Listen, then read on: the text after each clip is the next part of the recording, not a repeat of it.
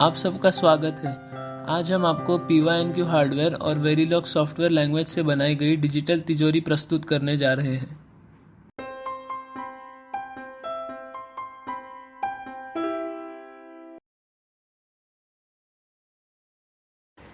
जैसा कि आप देख सकते हैं, गुलाबी रंग वाले बोर्ड को PYNQ बोर्ड कहते हैं और उसके ऊपर लाल रंग का RPI एड ऑन जोड़ा गया है।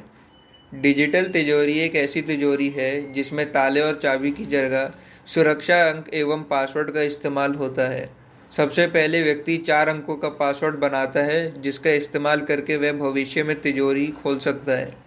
यदि कोई व्यक्ति 3 बार लगातार तिजोरी को गलत पासवर्ड से खोलने का इस्तेमाल करेगा तो तिजोरी हमेशा के लिए बंद हो जाएगी। जैसा कि आप देख सकते हैं, नारंगी डिब्बों के अंदर जो स्विचेस हैं उनकी मदद से वह पासवर्ड डाल सकता है, जो इन 4-7 सेगमेंट वाले डिस्प्ले पर दिखेगा। तिजोरी की वर्तमान स्थिति इन LED पर दिखाई जाएगी, जिसे हम बाद में विस्तार में समझाएंगे। लाल बटन की मदद से हम तिजोरी के बाहर आ जाएंगे और तिजोरी लॉक हो जाएगी। नीले बटन से चारों अंक रीसेट हो जाएंगे। पीले बटन से हम पिछले अंक पे जा सकते हैं और हरे बटन से हम पासवर्ड सही होने पर तिजोरी के अंदर प्रवेश कर सकते हैं। तिजोरी खोलने के बाद अगर व्यक्ति अपना पासवर्ड बदलना चाहता हो तो वह इस बटन से पासवर्ड बदल सकता है।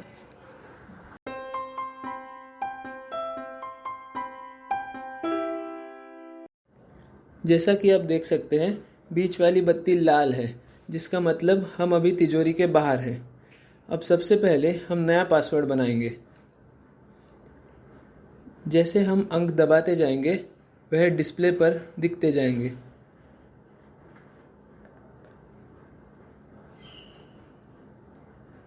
जब भी बैक बटन को दबाया जाएगा, एक अंक हट जाएगा।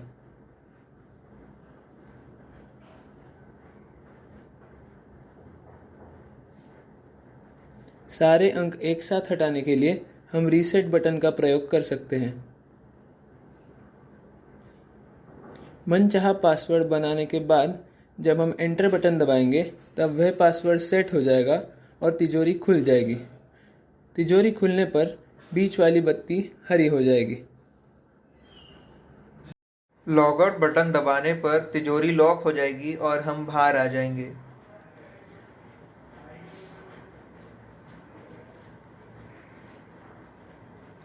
सही पासवर्ड डालकर एंटर दबाने पर तिजोरी खुल जाएगी।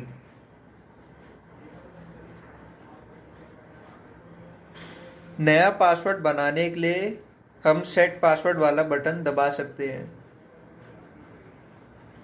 नया पासवर्ड सेट करने के लिए तिजोरी का खुला होना जरूरी है। जैसे जैसे हम नया पासवर्ड डालेंगे, वह पुराने पासवर्ड की जगह दिखेगा। एंटर दबाने पर नया पासवर्ड सेट हो जाएगा।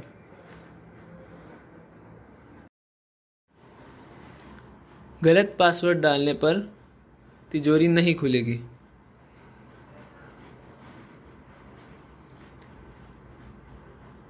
सही पासवर्ड डालने पर तिजोरी खुल जाएगी।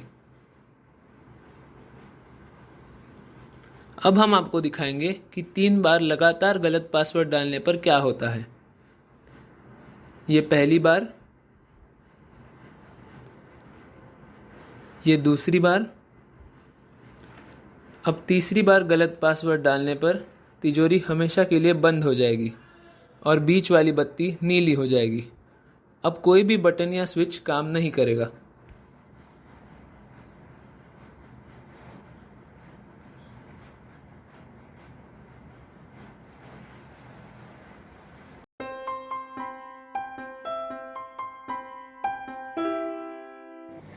डिजिटल तिजोरी बनाने के लिए हम फाइनाइट स्टेट मशीन विचार का उपयोग करेंगे। हर स्टेट तिजोरी की एक महत्व स्थिति को प्रतिनिधित्व यानी रिप्रेजेंट करेगा। हर स्थिति के लिए कुछ विशिष्ट इनपुट्स हैं, जिनमें से कोई भी आने पर वह स्थिति बदल जाएगी। स्थितियों और उनके बीच के रिश्तों को हम फाइनाइट स्टेट डायग्राम की मदद से दिखाते हैं। कोड के शुरू होते ही हम इनिशियल स्टेट में होंगे, जिसके बाद कोई भी अंक दबाने पर हम पहले अंक वाली स्थिति में चले जाएंगे। इसके बाद जैसे जैसे हम अंक दबाते जाएंगे हम दूसरे, तीसरे और चौथे अंक वाली स्थिति में प्रवेश करते जाएंगे। बैक दबाने पर हम एक अंक पहले वाली स्थिति में चले जाएंगे और रीसेट दबाने पर फिर इनिशियल स्टेट में चले जाएंगे। चौथी अंक वाली स्थिति में एंटर दबाने पर हम लॉगिन स्टेट में चले जाएंगे, जिसका मतलब है तिजोरी खुल गई। अब लॉगिन स्टेट में हमारे पास दो विकल्प हैं, यानी रास्ते हैं। सेट पासवर्ड दबाने पर हम इनिशियल स्टेट में जाएंगे और लॉगआउट बटन दबाने पर हम लॉगआउट स्थिति में चले जाएंगे, जिसका मतलब है तिजोरी बंद हो गई। लॉगआउट स्थिति में कोई भी अंक दबाने पर पहले की तरह हम 4 अलग अलग अंकों की स्थितियों में जाते जाएंगे।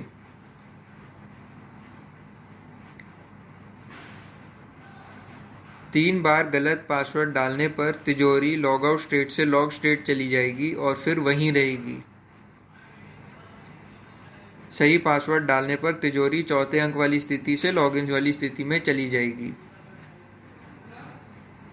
लॉग स्टेट में कोई भी बटन या स्विच दबाने पर तिजोरी लॉग स्टेट में ही रहेगी। अब हम आपको डिजिटल तिजोरी का वेरिलॉग कोड समझाएंगे। सबसे पहले हम इनपुट्स, आउटपुट्स और वेरिएबल्स को बनाएंगे। नमपैड से हम डाले हुए अंक इनपुट लेंगे और back, enter, set, reset, logout आदि पहले समझाए गए कामों का इनपुट हम लेंगे। पास 1, पास 2, पास 3 और पास 4 में हम व्यक्ति ने बनाया हुआ पासवर्ड जमा करेंगे। ई पास 1, ई पास 2, ई पास 3, ई पास 4 में व्यक्ति तिजोरी खोलने के लिए जो पासवर्ड डालेगा वो हम जमा करेंगे। यदि पास 1 और ई पास बराबर हो तो तिजोरी खुल जाएगी।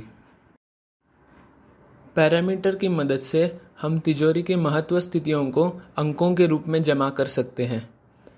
इनकरेक्ट काउंट वेरिएबल से हम तिजोरी में कितनी बार गलत पासवर्ड डाल रहे हैं ये पता कर सकते हैं।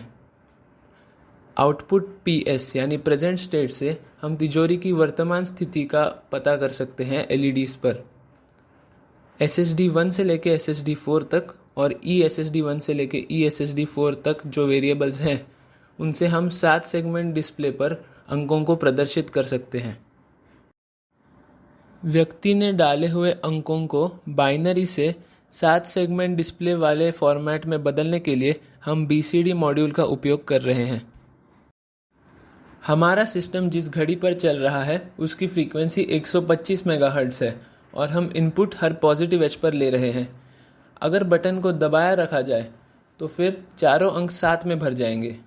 ताकि ऐसा ना हो, हमने वर्चुअल बटन मॉड्यूल बनाया है जिसमें बटन की पिछली स्थिति भी ध्यान में रखते हुए अगर पिछली स्थिति लो हो और वर्तमान स्थिति हाई हो तब ही इनपुट लिया जाएगा। अब हम इन मॉड्यूल्स की मदद से हमारे बाइनरी अंकों को 7 सेगमेंट डिस्प्ले वाले अंकों में और हमारे बटन्स को वर्चुअल बटन्स में जमा कर लेंगे। ऊपरी भाग में लिखे गए कोड में हमने सिस्टम की घड़ी का इस्तेमाल करके अपनी एक घड़ी बनाई है। इस घड़ी पर का इस्तेमाल करके हम 7 सेगमेंट वाले डिस्प्ले पे एक एक अंक जल्दी जल्दी दिखाएंगे और इस तेज़ी से दिखाएंगे जिससे चारों अंक एक साथ जलते हुए दिखें। नीचे वाले कोड में हमने वह अंक 7 सेगमेंट वाले डिस्प्ले पे दिखाए हैं। जैसा कि आप स्क्रीन पे देख सकते हैं, जब भी तिजोरी इन पांचों में से कोई एक स्थिति में मौजूद होगी तो चारों अंक जल्दी से बारी बारी हमारी बनाई हुई घड़ी के अनुसार दिखाए जाएंगे। ऐसा बाकी स्थितियों के लिए भी होगा। बाकी की तिजोरी सिस्टम की घड़ी के अनुसार ही चलेगी और हम केस स्टेटमेंट की मदद से सारी स्थितियों का वर्ताव सेट करेंगे। आप स्क्रीन पर उदाहरण के तौर पर इनिशियल स्टेट का बर्ताव देख सकते हैं।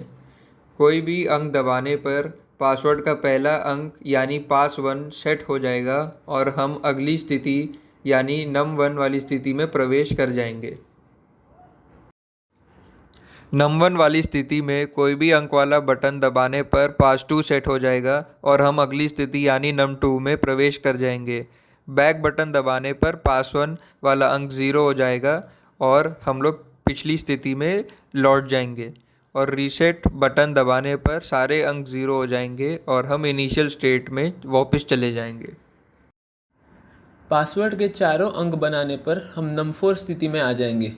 इस स्थिति में बैक और रीसेट पहले की तरह ही काम करेगा और एंटर दबाने पर हम लॉगिन वाली स्थिति में चले जाएंगे और तिजोरी खुल जाएगी। लॉगआउट स्टेट इनिशियल स्टेट जैसा ही है, लेकिन इसमें दो अंतर है। एक, पास की जगह हम ई पास में अंकों को स्टोर करेंगे, यानी एंटर्ड पासवर्ड में, और हम इनकरेक्ट काउंट को भी ध्यान में रखते हुए जब इनकरेक्ट काउंट 3 हो जाएगा तब लॉक्ड स्टेट में चले जाएंगे। तिजोरी को खोलने के लिए चारों अंक डालने पर हम ई नम4 स्थिति में आ जाएंगे। इस स्थिति में बैक और रीसेट पहले की तरह ही काम करेंगे और एंटर दबाने पर अगर पास और ई पास बराबर होंगे तो फिर तिजोरी खुल जाएगी, यानी हम लॉगिन स्थिति में चले जाएंगे। अगर पास और ई पास बराबर ना हो तो फिर इनकरेक्ट काउंट 1 से बढ़ जाएगा और हम लॉगआउट स्थिति में चले जाएंगे। स्क्रीन के बाईं ओर हम लॉगिन स्टेट देख सकते हैं। इस स्टेट में हरी बत्ती जलनी शुरू हो जाएगी और लॉगआउट दबाने पर हम लॉगआउट स्थिति में चले जाएंगे और सेट पासवर्ड दबाने पर हम इनिशियल स्टेट में चले जाएंगे। दाहिनी ओर हम लॉक्ड स्टेट देख सकते हैं। इस स्टेट में नीली बत्ती जलनी शुरू हो जाएगी और कोई भी बटन काम नहीं करेगा।